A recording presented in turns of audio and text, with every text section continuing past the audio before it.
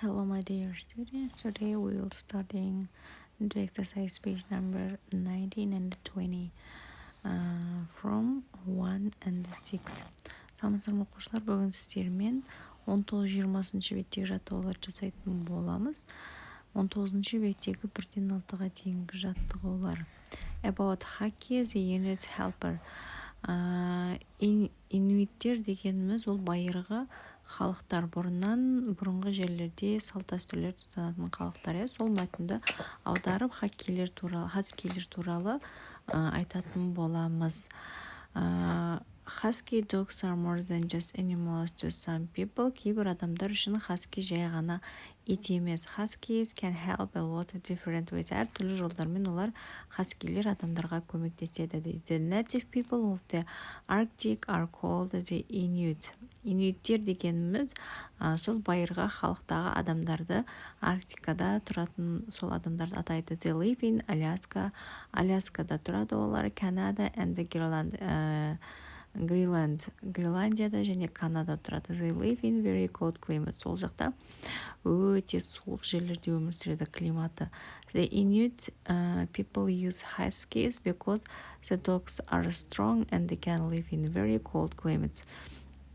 Ол адамдар хаскилерді қолданады, өйткені өте салқында, суықта жүре алатын болғандықтан ол иттер, және олар сол суықта да денсаулықтары мықты, күшті ит болғандықтан, they are also very good workers, және жұмыс істеуге де өте жарамды осы хаскилер болып табылады. Today a lot of Inuit people live a traditional lifestyle.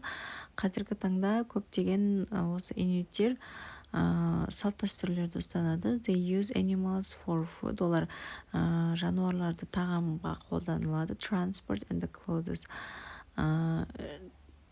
Киімге және көлік үшін қолданылады дейді. Яғни мысалы біз қазір өзіміз көлікпен өзі транспорттың өзін қолданамыз. Тағамда көбінесе бұрынғыдай әртүрлі аңдарды кесіп жібермейміз ғой. Сол секілді ол инуиттер солай әлі күнге дейін салт дәстүр ұстанады дейді. In the Arctic there aren't many vegetables or fruit дейді. Арктикада көптеген жеміс жидектер мен көкөністер өспейді. In fact, in some places there aren't any supermarkets дейді. Тіпті ол жақтарда супермаркет жаңағыдай жоқ дейді, яғни заттар сатып алатын. The basic diet of the Inuit people is meat and the fish дейді. Сондықтан олар көбінесе еттермен, балықтармен диета ұстайды дейді. The Inuit hunt seals, polar bears and reindeer and their huskies help them дейді. Олар не істейді? Ақ аюларды аулап жейді, соларға не көмектеседі? Хаски иттер көмектеседі. Inuit hunters travel with their dogs. They make sledges with animal bones and the skin, and the team of huskies pull the sledges дейді. Яғни сол тағамдарды аулап жеу үшін солардың еттеріне көмектесетін осы хаски иттер болып табылады дейді. Олар өте жылдам жүреді және аулауы тез дейді. Of all the animals in the Arctic, the husky is the Inuit's favorite helper дейді. Яғни осы недегі Арктикадағы бүткіл жануарлардың ішіндегі ең жақсы көретіндері осы хаски иттері деп айтады, көмекшілері болғандықтан. Кеттік, сол арқылы жаттығуларды жасайтын боламыз. Бірінші жаттығу 19 беттегі The dogs live in Alaska. Сұрақ қойған, сол сұраққа жауап ретінде Канада and Greenland қайда өмір сүреді дейді. Аляскада, Канадада, Гренландияда өмір сүреді. The weather is very cold. Ауа райлары өте салқын. Exercise second page 19 беттегі екінші жаттығу. The huskies pull the sledges. Бұның барлығы жаңағы сол мәтіннің ішінде бар. Сұрақ және сұраққа жауап ретінде сіздерге түсінікті деп ойлаймын. Үшінші жаттығуда 1-ден 4-ге дейінгі жауаптары осы. Тоқтатып жазып алыңыздар. Төртінші жаттығу 19 беттегі суффикс суффикстері бар сөздерді тауып жазу керек. Worker, hunter, helper. Олардың бәрі қайсысына жатады? Nounsқа жатады, зат есімге жатады. 5-ші жаттығудың қасына тура келетін сөздер drive, driver, sing, singer, teach, teacher болады. ER-ді жалғаған кезде олар мамандықтар иесі болады. 6-ші жаттығу 19-ші беттегі қандай ол жерде типа сендердің өздеріңнің өмірлеріңде қандай жануарлар неге көмектеседі деп жауап берген, жауап берген деппін ғой. Жазу керексіңдер деген. People use dogs to help the police. Иттерді полиция жаңағы менте жұмыс жасайтындар көбінесе қолданады көмектесуге, иттер көмектеседі полицияларға. Horses are used for farming and transport. Horses яғни аттар не істеуге, транспорт ретінде біз қолданамыз. Енді қалада қолданылмайды, көбінде оларды ауылда қолданылады, Camels help in desert areas for carrying things. Camels деген сол түйелер, оларды көбінесе шөл далаларда қолданамыз. Кеттік ары қарай 20-ші беттегі 1-ден 7-ге дейінгі жаттығулар жасайтын боламыз. Бірінші бізде видео болу керек, сіздер өздеріңіз видеоны көресіздер, ары қарай аудио запись арқылы жазулар жазамыз. Бірінші жаттығуда бізде сұрақ қойған, видеода неше рет қай сөздер айтылған деген, Museum деген 7 рет айтылған, Art Galleries деген 2 рет, History Museum деген 2 рет, Science Museum 1 рет, Aquariums 1 рет, Зоопарк деген енді 1 рет айтылған.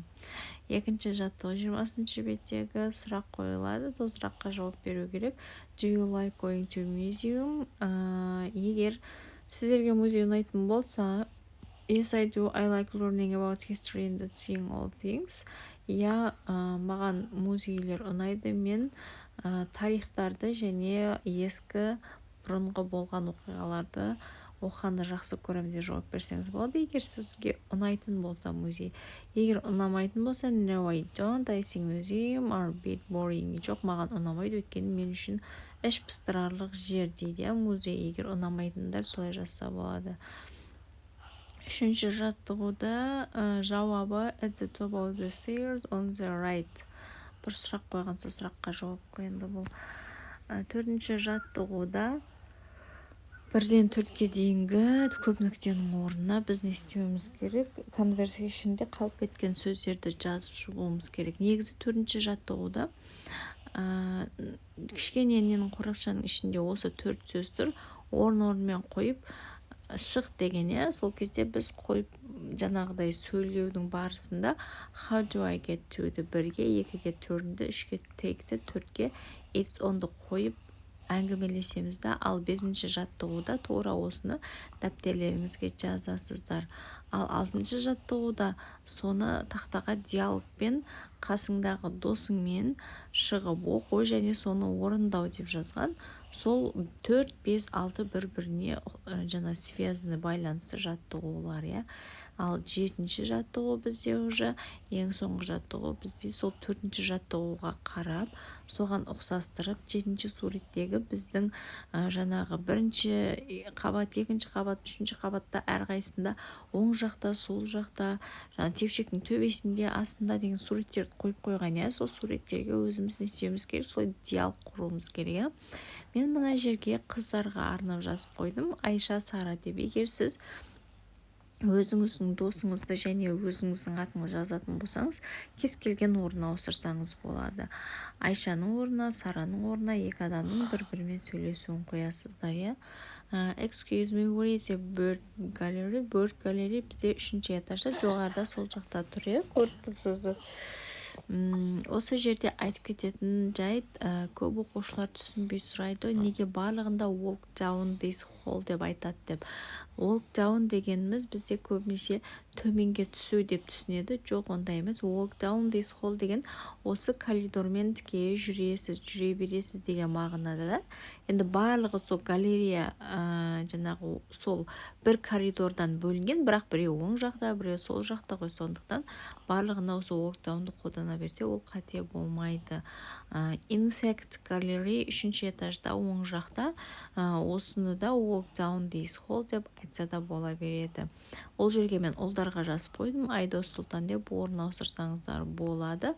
Ары қарай екеуін Reptile Gallery 2-ші этажда сол жақта дегенді, бірақ мен бұл жерде Стелла мен Гайдтың сол екеуінің сөйлеуін қылып қойдым. Өздеріңіз қайсысын қаласаңыздар соны жазсаңыздар болады.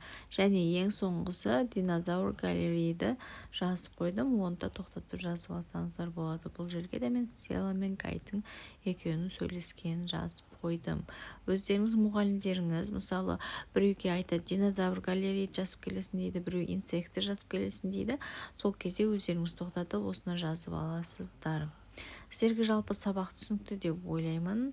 Менімен бірге болғандарыңызға рахмет. Сабақ ұнаса достарыңызбен бөлісіп, пікірлеріңізді қалдырып кетіңіздер. Келесі сабақ кездескенше сау болыңыздар.